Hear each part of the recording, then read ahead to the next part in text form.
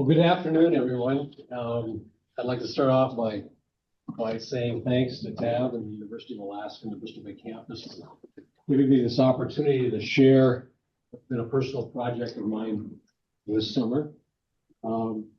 It's been a desire of mine to do something like this for quite a while, and I had been approached a couple different organizations in the past about doing something like this, but didn't generate a lot of interest. And all of a sudden, having retired as of 12/31/23, I had time on my hands, and so I just decided it was going to be something that I was going to do. And so I guess it's a proof of concept more than anything else. And my name is Norm Van Vactor. I think I know everybody in the room, but those of you that know me also know I have a passion for aviation. If it's got wings and a propeller, it's got my attention. And drones are, fit that category. I've been a drone enthusiast now for probably 10 years. I've got a couple different drones of my own, and then the drone that I used for this project this summer, I actually borrowed from my next door neighbor, Russell Nelson. It's a 5-year, at this point in time, it's still old technology. It's a 5-year-old drone, but it has the best of the cameras of the drones that I had access to. I'd also, and hopefully he's been able to log on, we'll be introducing you to Matthew True. Matthew is with Pictera.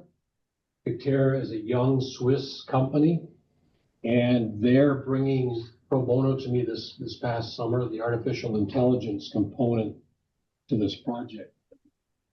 So again, in a nutshell, I believe there's a lot of places for this technology as it relates to resource management, but in particular, obviously, I like to think I know a little bit about salmon. I just felt for quite a while that the ability to better enumerate fish and count fish would go a long way towards helping protecting this resource. In a perfect world, Tim Sands has a 5-by-5-foot square concrete pad in his back of his office and could launch a drone like this 2 or 3 times a day, fly up to the Wood River and take a look and report back as to what he sees. And I think quite frankly, I think we're almost there. If not, we're there. But there's obviously a lot of specifics and technicalities, the beyond line of sight piece that needs to get worked out. But this technology is rapidly evolving, and it's pretty exciting stuff. So what I did this summer was I divided my project up into 2 phases. And the first phase was trying to catch fish, capture fish visually with a camera as they came out of muddy water on the Wood River. And the second phase was to specifically focus on one salmon spawning stream. And so stream that I elected to focus on was Bear Creek and Bear Bay on Lake Aleknagik. I decided that came at the recommendation from folks at FRI, because FRI is actually there almost every day and has 3 or 4 people on the ground actually walking this and counting fish. So I thought, what more perfect place to be able to kind of do a side-by-side comparison with a technology-based enumeration system versus the traditional physical count. This is a great opportunity for me today to, quite frankly, you're my practice group. I, a couple days ago, accepted an invitation to do this presentation to the annual membership meeting of the BVRCA at Fish Expo. So after we're done here, if any of you have any suggestions or recommendations for how I might modify this presentation, I'm all ears and love to hear it. The other thing is, as I discovered, halfway through my project, I was extremely frustrated because I was doing everything on a MacBook Pro, and I thought my MacBook Pro had excellent resolution. And my frustration was I wasn't getting what I felt were good quality imagery, good pictures. And then by accident one night, instead of doing my work at the kitchen table, I actually went downstairs. Lynn was doing something upstairs, so I went downstairs and loaded my stuff up on the cloud on my flight simulator computer, which had a big monitor. and wham, all of a sudden, there were my fish that I didn't think I was catching. So obviously just the knowledge of my own hardware and its capabilities also played a significant role. So since we're starting off and talking about AI and drones, I asked a particular one of the AI computers that I played around with. I said, create an image for me of a salmon counting drone. And within a couple seconds, this is what the computer spit out. So I thought I'd use it as my introductory slide.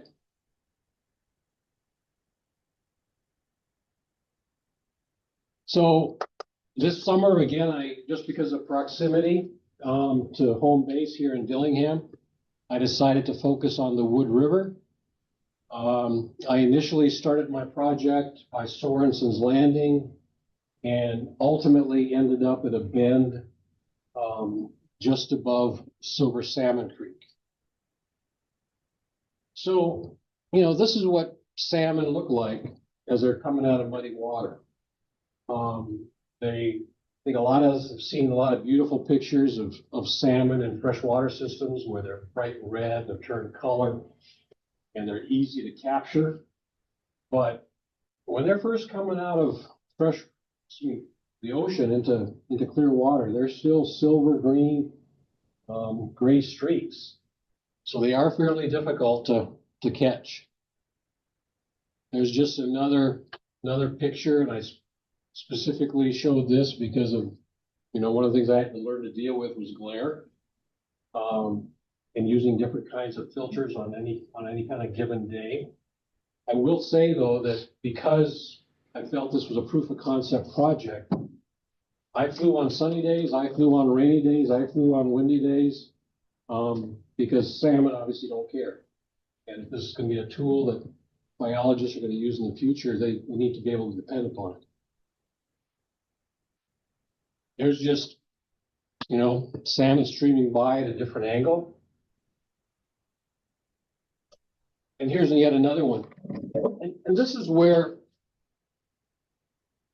I think I want to talk a little bit about sonar and maybe the ineffectiveness or the inefficiencies of sonar technology as well. Because sonar is sending out a beam and it hits those fish and it sends a return back to the instrumentation. But basically, fish that are multiple layers beyond and are being masked by fish in the front 2 or 3 rows aren't being captured. And I think what they're discovering now is they don't know exactly how much, but I think there's now estimates, for example, that maybe there's as much as twice as many fish up the Nuyaka this year again as they thought they might have gotten in some of their preliminary estimates. I wish Tim was here to confirm that, but that's some of the rumblings I've heard. And again, this is where this type of technology, which is downward looking instead of side scanning, I think has its advantages. So this was my work platform. Again, I was out there at times by myself on nice days and crappy days. I also had 2 different sets of visitors that came through that spent some time with me. And while they were here, I conned them into going along with me every day. Obviously, I don't deserve any sympathy because I was in a pretty darn beautiful sight. So this is the drone that actually Russell just walked in. This drone here actually belongs to Russell and ultimately was the drone that I used for the vast majority of my project. This is a backup drone, an enterprise drone. It's actually it actually has 2 cameras, a thermal camera as well as a visual camera. But at the end of the day, the visual camera that was on Russell's drone was still a better picture. Just for a little bit of show and tell, I thought I'd also show you this. yet another drone that I have. This is a Mavic Mini. And those earlier pictures that I showed you of the fish on the bottom streaming by were actually taken by this drone. So my big drone was up flying its flight plan and doing the big picture stuff. This drone was taking some side pictures for me.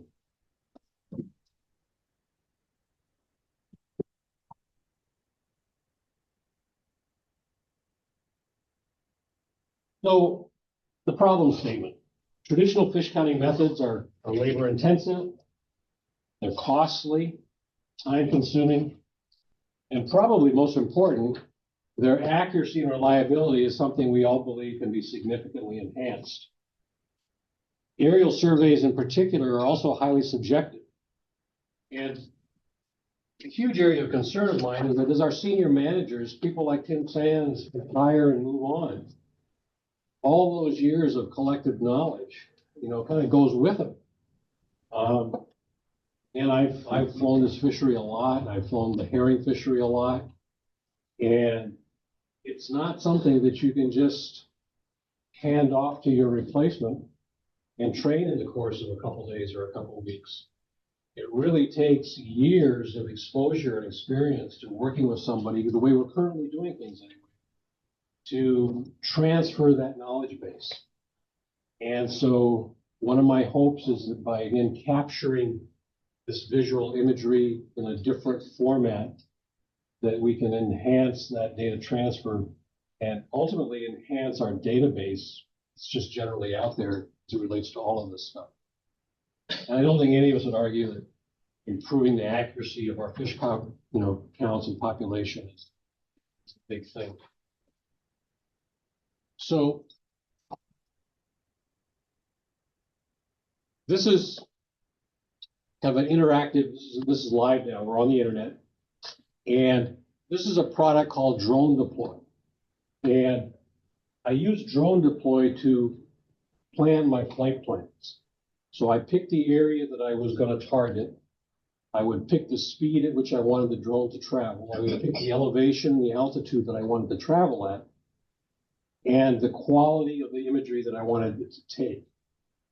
And so this happens to be the left bank, of the Wood River.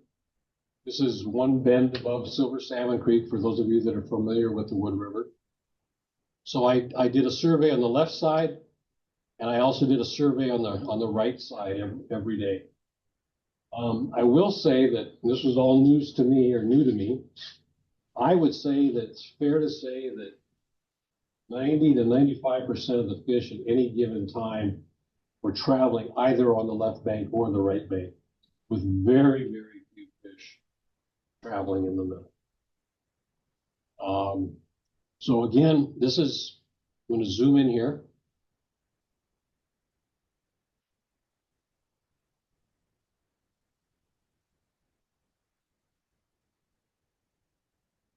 And as we zoom in, we can start to see the fish.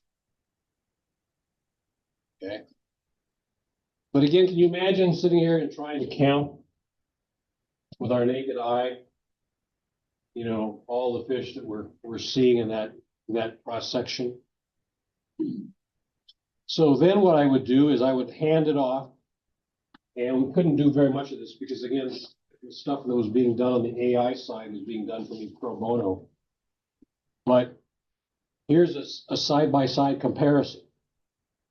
So here now is that same data set, okay, that Pictera has run through their imagery. And those little red dots you see are fish. And one of the things, Matt probably spent an hour on this particular image training the software, be my guess. Matt might correct me when I let him have the mic. Yeah. But yep, also hello everybody. Okay, thanks, Matt. So one of the things you have to do is tell it, this is a fish, this is a shadow of a fish. This is a rock. You can't count these. And And again, I don't know if you can see, but I think in this particular data set, the AI system has counted 829 fish. Okay. So this is just zoom down here a little bit. And we go into the mouth of the creek that's there. And in doing some of the background checks and actually zooming in and doing a physical count versus an AI count, I think Matt feels pretty comfortable now that we're right about 92 to 95% accuracy in terms of what we're picking up on. So again, that's the idea of the sampling that we did on the Wood River. Let me go back here to this one. Just to give you an idea, this image was taken on July 3rd of this year. Okay. Now jumping up to Bear Creek. Again, just to put it in perspective, we zoom out here. You know, Bear Creek is at the head of Bear Bay. Bear with me here while I zoom back in. So again, right now we're in the product that we're looking at right now is drone deploy. So I would go up and I would flight plan this particular area, and for the most part, I would use the exact same flight plan day after day after day. But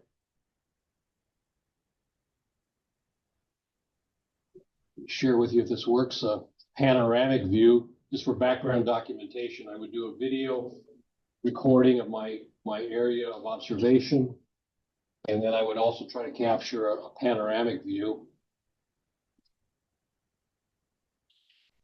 Here's Norm down in his boat. And this is, of course, looking back at Lake Elizabeth, to give you a perspective of where we are. And there's the mouth of Bear Creek.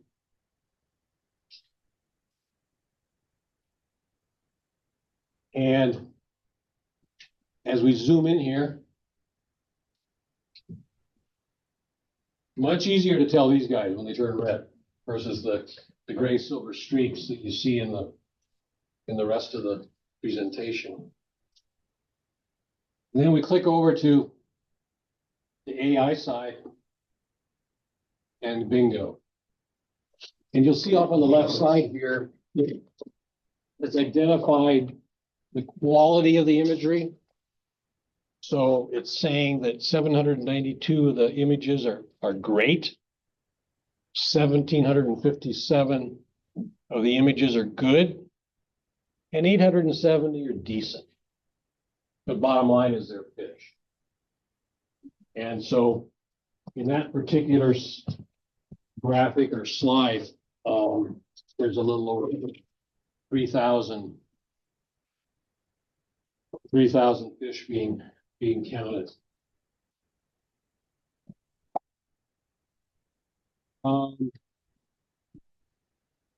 I think, Matt, with that, I think I might try to hand things off to you. So I appreciate it, Norm. bear with me here. Thanks everybody for taking time to meet with us and me. Is it Norm, is it possible we could get the slide deck back up? Yeah, bear with me just a sec. We're handing off the presenter mode to you momentarily. Awesome.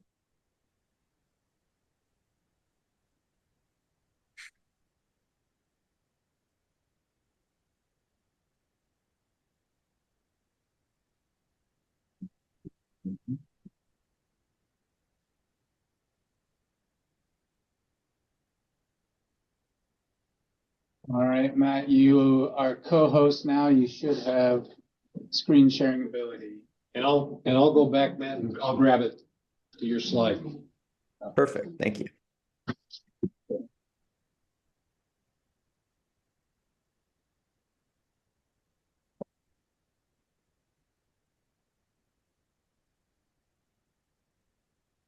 Okay, you got it, man. Awesome. Well, thanks everybody for taking time to meet with me and with Norm. It's been a wonderful working with Norm so far on this project. And so I think it helps to provide a little bit of context. You know, we're a piece of the puzzle in terms of how we can improve counting fish. And you know, very high level, what Picterra does is it's a platform where you could upload all different types of data, so satellite data, drone data, aerial data. And we do work with other forms of imagery as well. And you're able to upload it into Picterra's platform where you're able to build custom models on anything. And so you could see here kind of in the examples, there's going to be a lot of stuff popping up. And it's really amazing to see all the different things that you're able to build machine learning models for. So I think that there's a couple groups, a couple people that I've seen that are, you know, we're at the Nature Conservancy, for example. And so that's one of our clients. And I think Norm had originally found out about Picterra because, oh, can I go to the next slide? Sorry. So one of the projects that we did with them was actually coral conservation and coral detection. So mapping the different coral species, which was a really cool project and kind of, I think, helped prompt the question of, hey, can we see things that are in the water? Which the answer is yes, as long as they're visible and we could detect them. And so we've done quite a few projects in the climate environmental protection space. The company, if Norm, I think you might have said this, but Picterra is a Swiss company. And so there's a lot of funding and initiatives in Switzerland for companies in the climate space. And so it's wonderful to have a government that backs and supports the technology for climate and environmental protection, but two, also seeing the work and you know, it's quite gratifying to be able to help improve coral conservation, to help map species of coral, or we also do quite a lot of work with like trees and stuff like that. And so the other examples that you're seeing here in the middle is a project we did across the entire country of Denmark. So that was calculating ammonia. I think it does kind of help show that one of the cool things about utilizing machine learning in this way is really the scale of what it can be done. Now, Denmark as a country was a lot smaller than like Alaska, for example. But I think the point is that, hey, if we wanted to count every tree in Alaska, you know, this is something that machine learning is capable of doing. And if we wanted to have a human do it, it would probably take them years. So some of the other environmental projects we've taken on are more in the renewable energy space. And then lastly, and I think it's something that I think is worth bringing up also is, you know, Norm mentioned drone deploy, and there's a lot of other great GIS software tools that are out there. And Picterra has an open API, which means we can work quite closely with the other softwares such as drone deploy or ArcGIS, Esri, QGIS. So we have direct plugins to those softwares, and it really allows for one, work to be much more efficient, and then two, for, you know, any data protection and data privacy laws to be followed in the correct manner. I think that there's a couple more slides in there. It's really just pictures. So this was some of the screenshots, and I know Norm kind of already shared this. So like number one was the larger groups of salmon that's close together. You could see here in the red areas that's kind of where we're testing the model to see how well it's doing. The number two, I think it's a little bit better when you're able to zoom in and kind of see the individual fish, and you could even kind of see some of the shade. And I think it speaks to the accuracy of model that we have, where we're not detecting the shade, although it kind of does look like it could be a fish. We're kind of getting to that point where, hey, this fish is, you know, we're able to detect the fish and not the shade, and so we're not getting a misread in terms of the number. And then of course with machine learning, you know, running this at scale is you know, is kind of the end game here. And doing this across an entire coastline is, you know, it takes, I think it was 5 to 10 minutes at most. Once we have the model ready, then we're able to get these kind of results quite quickly. I think on the next slide, yeah. So this is a good visual. kind of like what Norm was doing, the side by side between two images.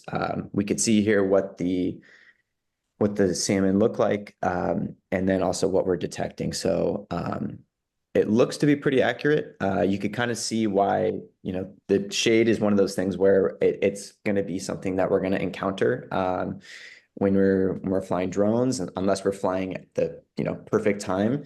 And I think it's a good thing to know that, like with Pictera, we're able to be accurate enough where this isn't going to cause a misread. We're going to have a high confidence of accuracy with the count, and that we are able to count the fish even if they're a little bit smaller or bigger, or if they're close together.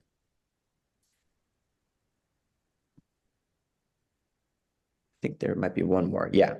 So this is with the salmon a little bit closer together. We're still getting a very accurate read. I think in the top left, it seems to be kind of a cluster of salmon, and that's where it does get a little bit trickier, but it's still quite accurate. And even if the salmon are red or blue, it doesn't matter, as we're training the models to be able to visualize and see, hey, like this right here is a salmon, and it's able to pick them up, and it's done quite well. And this is really kind of more, this is all work that I've done.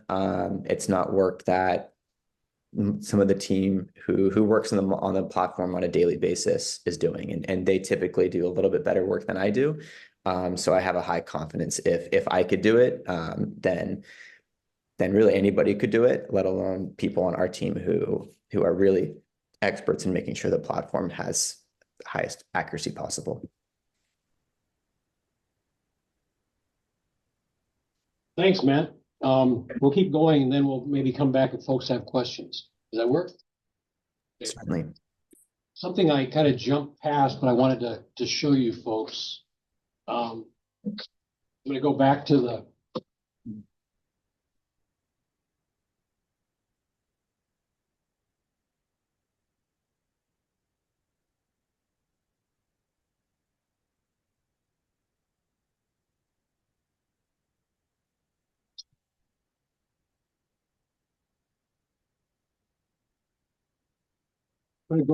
drone deploy. Question was asked to some folks, what are some of the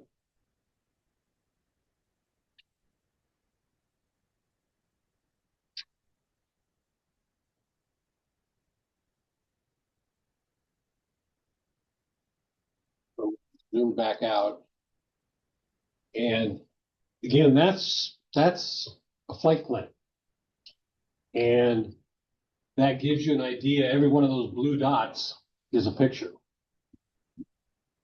Okay. And so if I wanted to see specifically, look at one individual picture, I could click on that dot. Oh, here. Let's go to a different dot.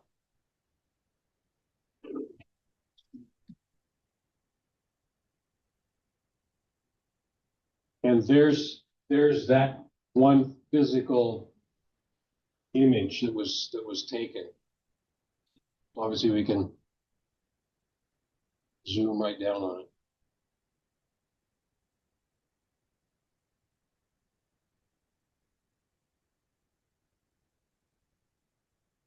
So again, these, it's an automated flight plan. I just go in and designate the area that I want to fly. I designate that if I want to have it fly at 100 feet AGL or 100 feet above sea level, the drone actually takes into account with contour mapping the elevation of the ground. So if it's on the side of a hill, it actually maintains 100-foot separation from the ground level. These drones now have obstacle avoidance, so they're fairly sophisticated that way. My biggest concern, by the way, was quite frankly eagles and birds. I had no issues with eagles and birds this summer. They actually kept their distance. The other thing I might mention is that because this was a project and a proof of concept project, I really wanted to do it right. So I called the FAA every day. I told them what I was doing and what I was operating. I had a handheld aviation radio, and I broadcast whenever I had a drone up in the air. There's unfortunately a lot of pilots that don't necessarily call the FAA every day to get a briefing, but I still used a handheld radio and broadcast in the blind what I was doing, where I was doing. I got insurance. I got liability insurance. I got drone insurance, especially since I was borrowing a $2,500 drone from a neighbor. Yeah. So to kind of wrap things up, benefits and challenges. Obviously, some of the benefits are increased efficiency and accuracy. The advantage of being able to have this aerial directly overhead observation for surveying, small and large bodies of water. There's also the potential for actually monitoring fish behavior, the ability to track individual fish in the system. It's limited obviously by the battery technology for the drone that you've got overhead, but you can actually follow individual fish as well. And I think while a lot of this conversation is talking about drones, I think the bigger part of the conversation is actually the technology, the AI piece. Because, if this can be perfected and developed, what's to say that you actually have cameras, for example, on counting towers? And so you have cameras and imagery augmenting, the young folks that are sitting up there in those towers with handheld counters. And Tim Sands shared with me that at one point this summer, the fish were moving by the tower so fast, that one click had to work out to being 25 fish.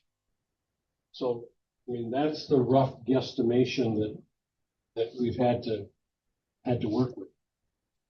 Technical considerations are battery life of the drones. They are getting better and better all the time. Weather conditions, water clarity. I think it was mentioned earlier, but we obviously want to maintain issues as it relates to privacy, data privacy, and make neighbors that have drones flying around them feel comfortable and that they're not intrusive. This stuff is doing nothing but getting better and better too all the time. Again, I'm very, very grateful for the time that Matt has spent with me this summer.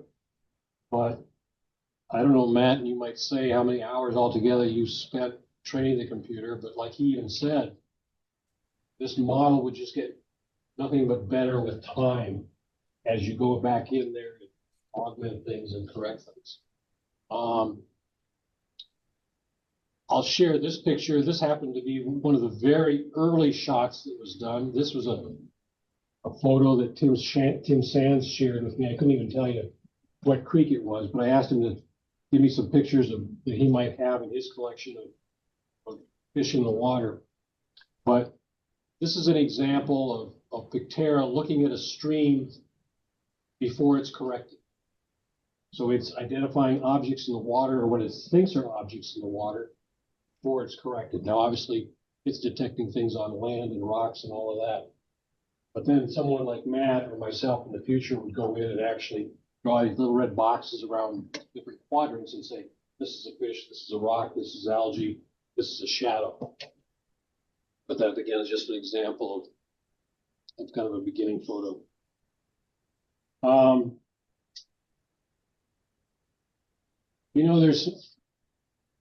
There's some things that have been happening lately that really, all of a sudden, it's not that our professionals have been remiss in not adopting this technology sooner. It's actually, there's been some exciting things happening in our space just in the last 18 months that are allowing us, I think, to start adapting to this technology. And specifically, the one big one is Starlink. The fact that we now have this kind of stuff is very, very data intensive and requires high-speed access to the cloud. I'm still on Nushigak at home, and my average flight, again, about 1,000 pictures, would take 3 to 4 hours to upload those pictures to the cloud. For DroneLink to spend 30 minutes taking those 1,000 pictures and creating one large orthomosaic.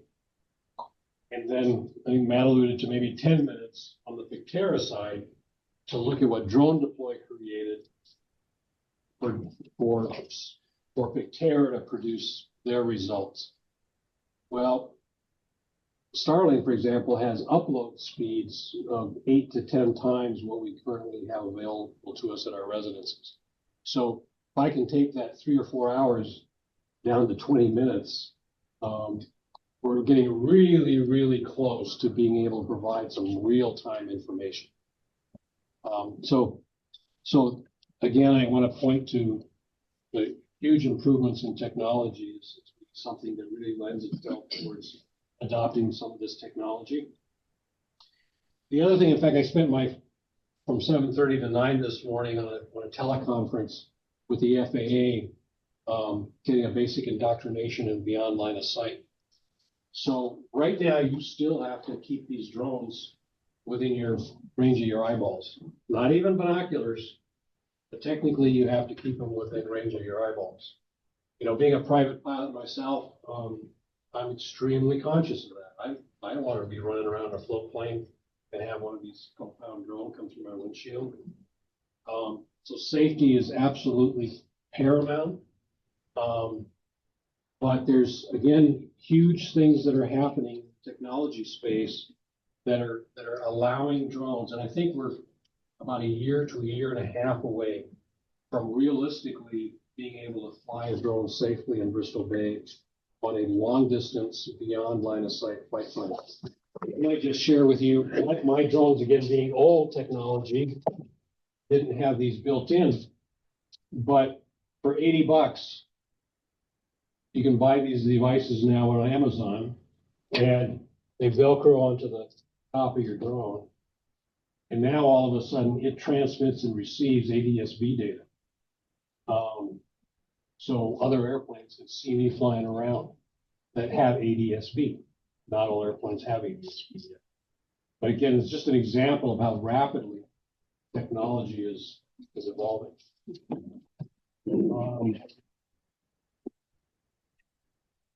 I think that's kind of it for the show and tell part.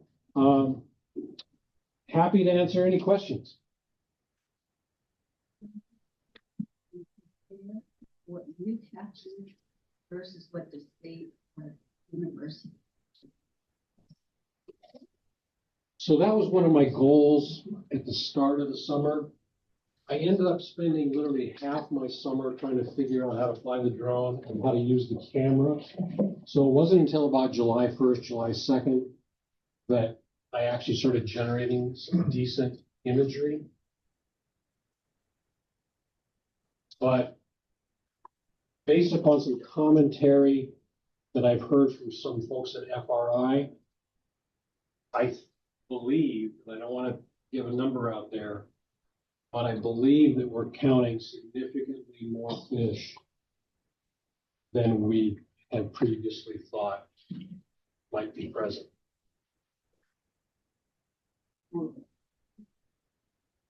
Common practice flying those aerial surveys, and I used to do a lot. Just especially when the weather was bad. So I was trying to figure out ways I could pay the state guys. But you mentioned at the tower that the fish were going by so fast, one click was 25. When you're flying those rivers in an airplane, depending on the river and the species, you could be clicking hundreds. One click is 100 or 1,000. And depending on what, you got a 185 or a Super Cub. I think this is fantastic. We talked about doing it for years with a helicopter and video cameras, but somebody would have to sit there and watch the video again. Right. So this is fabulous. Well, thanks, Mark. And I've thought about that. I mean, you know, again, being somebody who spent a lot of time in airplanes, looking out a window, looking at fish as well, you know, you're making this fast pass at 120 knots, 140, 150 miles an hour. Sometimes you slow up with the flaps out, but you're making one pass, and that's it. We would have the ability with spawning ground surveys to be doing this literally on a redundant basis over and over and over again. My dream drone is a Swiss drone called Wingtra. It's got a range of about 150 miles. It's a flying wing. It takes off vertically and then transitions into horizontal flight. And, a couple of years ago, they took $200,000 drone. The Wingtra is about a $20,000. And then you get about a $20,000 camera to go along with it. So you're into the thing for 50 grand. Bottom line is the price point is coming down significantly. And that would be a drone that we could launch here in Dillingham. It could fly up to the Nuyaka, do multiple surveys here and there, and come back home. And we have drones right now that, with the beyond line of sight waiver being granted, could literally take off from the back of Fish and Game's office and fly up the Wood River, do surveys, and come back. It would take long to do $50,000 worth of the equivalent. I mean, Right. And so FRI has seen this. They are strongly supportive and they want to collaborate on an additional project next year. Some board members of BBDC have seen it, and they also want to collaborate on a project next year. I think we're to the point now of not actually putting it into production, so to speak, but taking Norm Van Vactor's little layman's project and refining it into a scientific tool and developing some significant baselines. I see there are a lot of questions in here. I also see that there's some comments on chat. If you're online, please just take yourself off mute and ask a question. Yeah, or raise your hand. Oh, I'm sorry. Can we repeat the questions in the room so that those of us online can hear them? Apologies. We'll do that. Sue? So, my first question is, I know in the past there was a wind limit on drones where fine when it was way windy. Can you just throw out a number and if that's been modified with these newer drones? The question is, drones have a wind limit? Do drones have a wind limit, and what are those limits? Yes, they do have a limit. The newer drones are getting better and better all the time. I was flying the Mavic 2, Russell's drone in 25, 30 miles an hour with no problem. About 35 that starts to give you warnings, and anything over that, the drone will automatically start coming home to you. But they are getting better and better all the time. Okay, and then And the other thing too is that what I found was I was going out on some absolutely crappy days and doing this. But remember, I'm flying the drone at 100 feet, kind of in a river channel, quite often below the tree line. And so it might be blowing 30 to 40 up top, but down closer to the ground where I was working, it wasn't that bad. thanks, I appreciate that because I know that's been a factor, down in the Chigniks and elsewhere where we've been doing a bunch of work, including with UAF and FRI. But my comment, and it's just something for everybody to keep in mind, and also the campus, Environmental Protection Agency a couple of years ago said that tribes that are eligible to apply for EPA IGAP grants, that they can pursue drones if they get certified. And there's obviously way more to just getting certified, to really take advantage of it. So I don't know whether Bristol Bay Native Association, EPA, and, actually the campus, there's I think that at some point there needs to be collaboration in building steps, because all EPA is saying is you take that test, you get certified, you're free to buy a drone and go do your thing, which, is cool. But on the other hand, there's way more that needs to be done to make it all work out, particularly based on your other comment about how some of these drones can now go 100 miles. It's incredible. Any other questions in the room? What would a typical mission time be like for one? Let's say Louise Bear Bay or Bear Bay Creek. how long would it take to do one survey to get one snapshot? Like, That bear-based survey, which was fairly extensive, as you could probably tell, typically took about 35 minutes.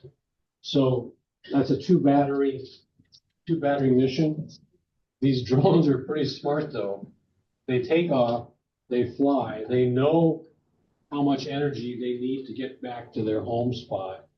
They fly back to the home spot, land, I catch you in the boat, I catch you in the hand, and change the battery out, hit start, and it would go back and it would continue its mission from where it left off. So just in the last 3 years, again, the drone that Russell has now is probably about 5-year-old technology. The flight time is doubled. So we're now in drones, the replacement drone is going to be 40-minute flight time instead of about 20. They advertise 30, but the reality is it's about 20. I was curious on how you think you can utilize this to maybe clean up and get a more accurate king count. So one of the thoughts is specifically like on the Nuyaka, right? Is actually get some better ideas and get some aerial observations as an add-on to what we did here this year to look at some spawning ground surveys specifically on kings.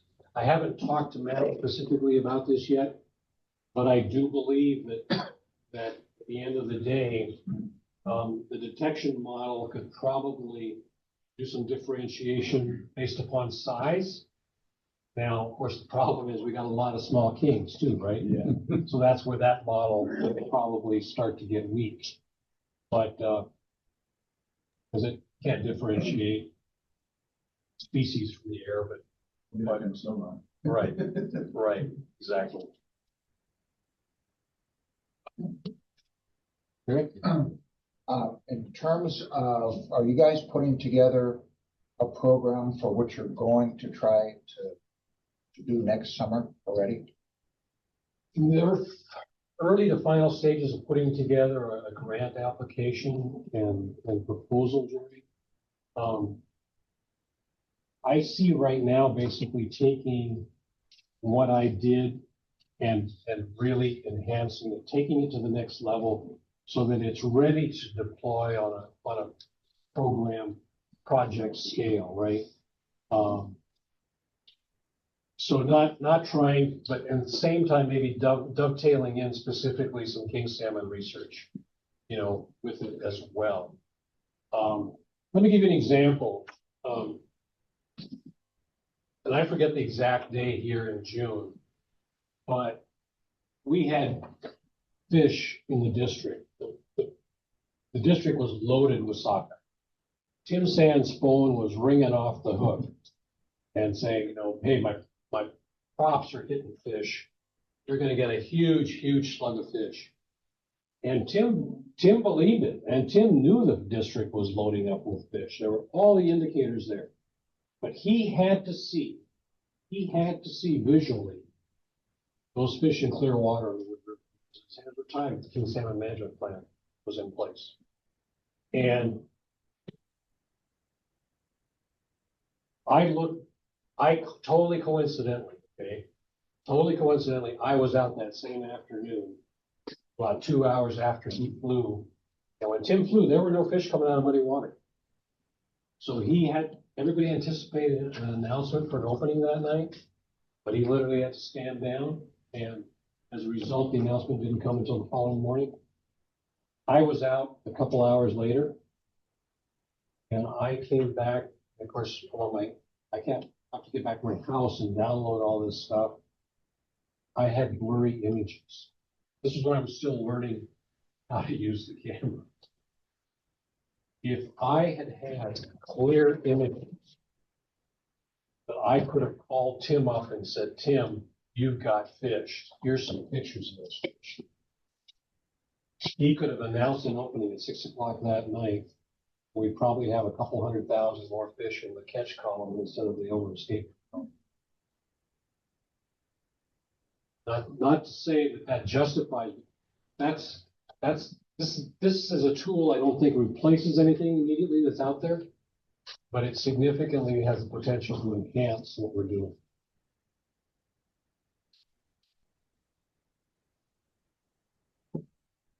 Russell? We're talking about, to me, the camera is the big difference on the drone here. Same size flights, but that, there's a camera like on the Enterprise and your, over to your Mavic, those are 3 million megapixels, and they can take each photo. And then they came out with that Hasselblad camera on that, and they weren't that expensive either compared to how drones go. And that thing takes 1.2 billion pixels on each photo. Those are really huge enhancements. I guess that to me, that's one of the most important things you can probably look at is what kind of camera you have on your platform. Yeah, and then the new ones that we're looking at now have, like I said, the mechanical shutter, which get rid of the significant amount of the motion blur. For those of you online, the question was the improvements in camera technology and how really that's probably as important as flight time and all the other things is the camera you've got. Anyone on? Is the Board of Fish in tune with stuff like this? I don't. You guys are my early guinea pigs. Very early. Well, I can tell you what I know for decades is the state aerial survey program just kept getting cut. And so they'll only focus on the money species and the big systems. And that's what we tried to do, was pick up the slack and also include smaller rivers. It kind of gets to that portfolio effect as well, that the university is identified or talks about. All these little streams around the bay all contribute, but nobody knows what goes in it. So a tool like this would be perfect. You can go over and land in the beach west of Togiak and go and fly those little rivers over there. They're all part of that commercial district. So for those of you online, Mark was just basically kind of talking about the portfolio effect and the ability to generate, some good data. Kind of along those same lines, I mean, we actually have, decades, right, of recorded information, spreadsheets that have escapement numbers or counts. But as I've thought about it, and I need visuals. And I thought, God, if I was a biologist and had to go back and look at escapement numbers 10 years ago at a spreadsheet, that's hard for me to pull together. But if I could look back and see what fish looked like on the Wood River on July 23rd of 2023 visually, for me anyway, it has better meaning. We have a question in the chat. Okay, question in the chat. How can we connect more with this project and its future progress? Do you have a project website and contact info? No, again, this is Norm Van Vactor is a retirement project. And I do see myself being part of helping to take it to the next level with FRI support, with BBSRI support, and then hopefully at some point, Fish and Game as well. So I guess stay tuned. What you're seeing is really kind of a very early rollout of some ideas and some technology. And obviously, at the end of the day, Matt hopes to turn it into a billable project as well. Absolutely. Matt, anything? We're about ready to wrap. Anything to add? No, I don't think so. I appreciate the folks in the chat and the people who listened in. Really excited to hopefully turn this into a larger scale project and think the work that we've done so far has been excellent. So, and great job, Norm. Well, I think we got most of it. There was a few things that I ended up unfortunately somehow skipping over. I was going to start off also with a Google Earth presentation. That's again the project location on the Wood River. Then zooming into Bear Creek. Did you mention that, we were out flying a couple of days ago and you were looking at new locations to better? Yeah, count the fish? I don't think I did mention that, but again, if I was to do this over, I ended up with a pretty decent location, but there's a couple bends below Silver Salmon Creek. Then again, if I was to do the same project over again, I would probably base out of there. One, I think you're going to get better clarity on the fish. It's shallower, wider turns in the river, as well as the fact that you're a lot closer to muddy water. So the ability to send out a warning sign to, Tim that, hey, you got fish coming in the view would happen sooner as well. Yeah, because you have potential to make in-season decisions, but you also have a great potential for developing your brood tables and your long-term management goals. So Mark's comments has ability to help with in-season stuff, also a huge viability for supplementing brood tables and the like. And that was actually a little bit of a surprise to me as a layman, Mark. When I started doing this, I was really focused on in-season stuff. Well, that's because you're a commercial fish. Right. And for example, my initial vision was to base out a lead lock, for example, because there's this huge stretch of the Kvichak, right, where everything Travis does is based upon his aerial surveys, because it takes so long for those fish to transit in that area. I thought that a drone based out of lead lock would have huge benefit. But anyway, so my focus was on in-season stuff and in-season management support.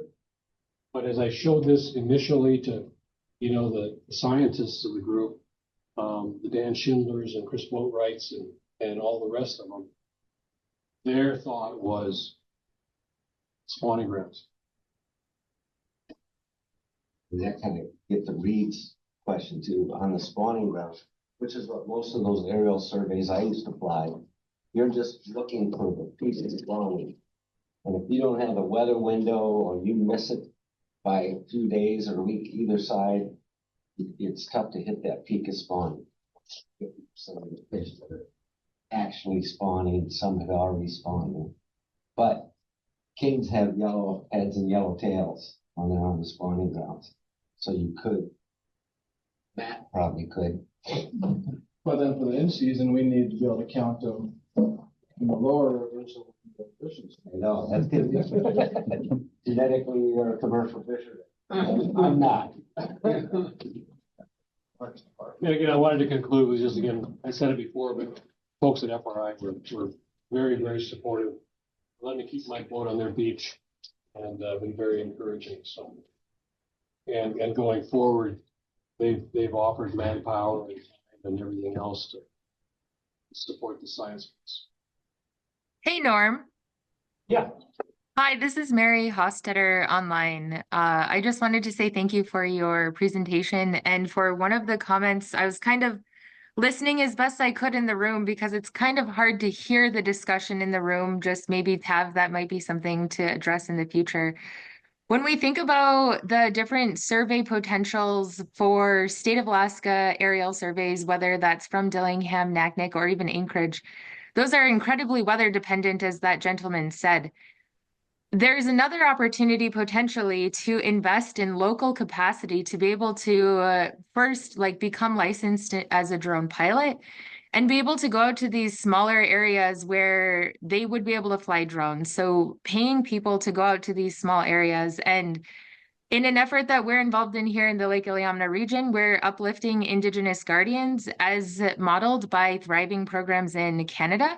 And those are uplifting local capacity, training different locals to be able to either be drone pilots. We have one current one, well, two of them, myself and Brendan Jensen, are drone pilots here in the Lake Iliamna region. So is Bill Kane, to be able to do on the ground spawning surveys.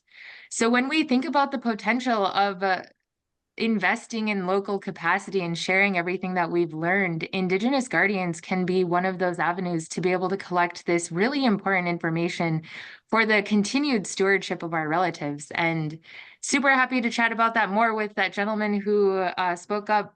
But yeah, just really see an opportunity to have a cohort of drone pilots who are learning together, who are collecting this really awesome information. Thanks, Mary. And for those of you who don't know, Mary's done some amazing stuff, and they're calling themselves the Guardian Program. And they did a presentation at the Sustainability Summit here in Dillingham a couple of weeks ago. It was really excellent. And I just see all this stuff dovetailing together, Mary, and a lot of opportunity to work stuff out together. I mean, my preliminary budget proposal that I've been working on has basically 3 people involved, for example. And I would remain as the project lead, and I would be doing it pro bono. FRI has offered up a staff member / graduate student who would be my technical person. I would see that individual maybe as the data manager. And they would be looking to BBDC for an intern position. And that individual would then be trained, and ultimately, within a very short period of time, I'm convinced that we'd qualify him as a 107 commercial drone pilot. And I don't know if Mary can hear me, but I did send to Bill Kane, because the whole idea of how can you leave an EPA IGAP, I sent to him what I had put into one of the tribes EPA IGAP work plan. He really liked it, because again, you have all these different pieces and how you start weaving them together so that the whole is layered in the side. It's going to be a lot of work, but dividends of all of that are going to be huge. Yeah, just to not take up a lot of more space, thank you for that. One of the goals of the Guardians program is to weave together these different ways of knowing things and of funding things. So ensuring that we are not duplicating things that are already happening, but also really building a resilient community across different regional entities. So thank you for that. And yeah, we're just really excited to uplift our people in positions that we can definitely become licensed as drone pilots, as water quality operators. Again, like there are 3 people on this call at the very least, right, who were supported by our Guardians program to become licensed FAA drone pilots. And we want to create those opportunities across the Bristol Bay region. So we're really excited for all of the different potential collaborative opportunities. Norm, I have an email in draft to you, so we're going to be connecting. Sounds good. And I think there should be an email from me in your inbox as well. And Mary, we're also excited for you to do a lunch and learn on the Guardians program as well. We also have an email to you, Tav. Great. Cyberspace is great. Well, again, thanks everybody. Appreciate the opportunity, and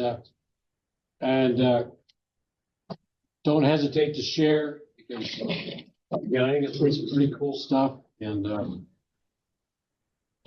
we'll see where it goes.